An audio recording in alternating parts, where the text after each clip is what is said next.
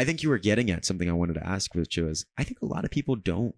People see you for the first time and they see you on a lot of San Diego Flyers playing here a lot, and they just kind of assume that you're from here. But for those of you who don't know, Gingsu's stationed up Long Beach area. Is that correct? Long Beach, Yep. which is quite a drive. I mean, I'm so happy I get to go to just upstairs and be done, and then y'all have to drive a long. I mean, Michael here's got to go all the way to LA. Yeah, Michael's. I'm a little bit further than the rest of them. I'm really sorry about that, but I'm sure y'all are used to it. So, what was your introduction here? Was it like a slow creep down south, and then did you just like love it and stay? It was a big story right here. It was pretty much like, I mean, one of you guys could tell, but. Yeah. Well, I think our first show, like in San Diego, was Let Us Live. Yeah, it was Let Us Live at Queen Bee's. It was kind of the second one, right? Was that the first one? This is the first show in San Diego. No, I mean the Let Us Live Fest. That was the first one. Yes. Yeah. And had you like been planning on coming down to San Diego for a while, or was it like we really wanted to? Okay. Well, yeah, we definitely wanted to like expand from Orange County, because that was pretty much the only place we played. Like, I think probably 80% of our shows were generator shows at, and because I think for even more context, like at this time that this happened, like we were rehearsing in like Laguna at James's where he was living, and like in that local area within like, you know, within like a 20-mile radius, I mean there's like 5 venues, if that. In OC? No, in Laguna Beach. Oh, okay. For like, you know, especially San Clemente. San Clemente, yeah. Or like, especially like, and those are just places that have live music, let alone new original bands with like, you know, young or like any people looking for new music. You know what I mean? So for us, it's like we had to like go somewhere else, like go to Long Beach, go to LA, go anywhere. So yeah, I think we were waiting. So the other bands that kind of originated from your guys' home station, are they also doing what you guys are doing and coming down here, or maybe going up to LA? There's a couple. There's like a band called Alternative Citizens that plays down here a lot. I think I've seen them on a few flyers. Joy Noise was also not an SD band. Really? A lot of people thought they were, but Joy Noise was also based up in Long Beach as well.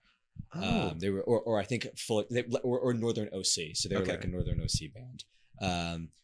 But I'm trying to think if there are any others that like frequently come down to San Diego, so much so that people think they're local. I feel like at this point you guys do more San Diego shows than OC shows. I mean, I might be wrong about that, but that's the impression I'm getting. Yeah, especially like last year, we were coming down here so often, you know, like every single weekend. Sometimes multiple times a weekend. Yeah. That has to help with your performances, because every time you're making an hour and a half trip, and it's just like, we got to do good. I mean, it's like, what's the point of driving here and half-assing it? Like, that must motivate you guys to just push it to just. I mean, there's definitely an extra element of pressure involved, you know, at least for me, because it's like we are traveling so far, and there is like an element of trying to make it worthwhile.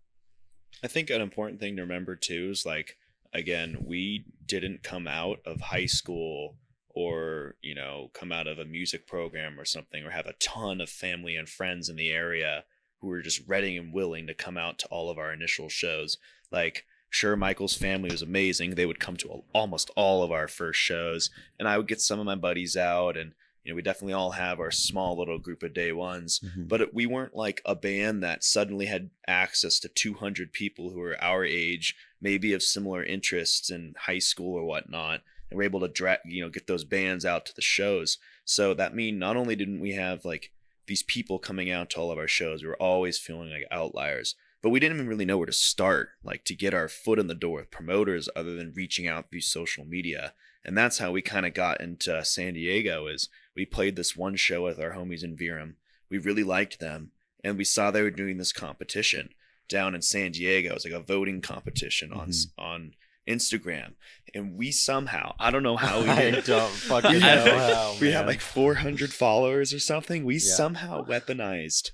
Like there were over 800 votes. Yeah, we had over 800 people somehow vote for us. I was going around in Universal Studios the weekend before. I was visiting there with my girlfriend and her friends and my friends.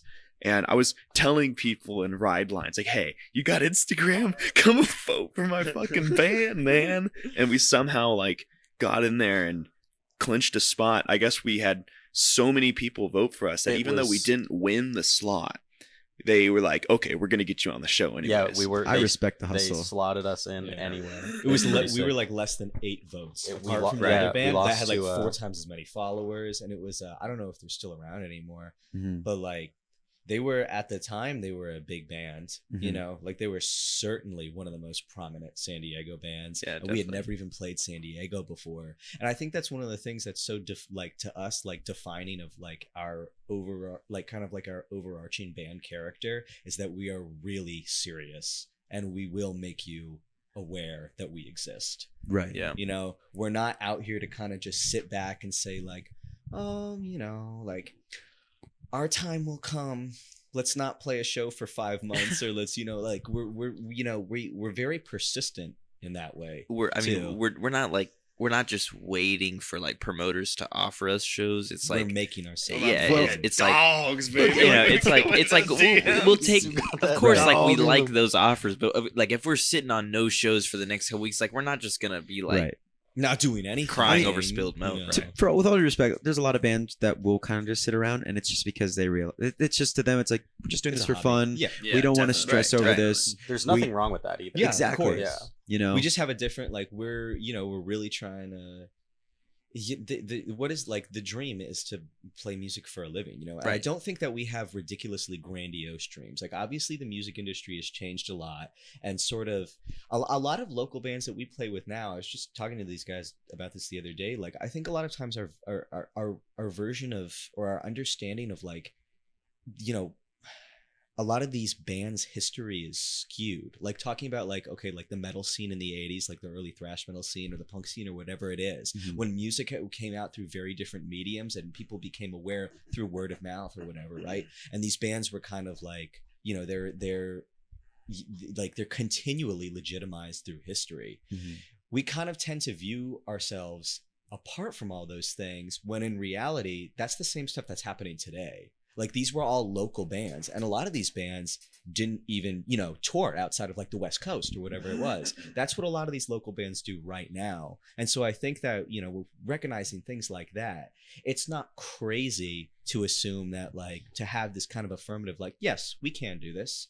We can make a living off of this.